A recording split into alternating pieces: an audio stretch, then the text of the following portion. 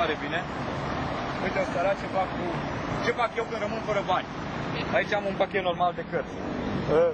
Ai cumva să-mi împrumuți o monedă, de 50, de 10, de orice. Să fie de la el am și eu, dar că dacă e de la tine e mai... Nu, monedă. Monedă. De 10 bănuți sau de 50, e bun. Ia da, nu e nimic deosebit la ea, nu? Uite aici, dacă eu pun moneda, o să pun moneda aici. Aici am un pachet gol, de pachetul cutia de la cărți. E ok, nu? Da. E în regulă.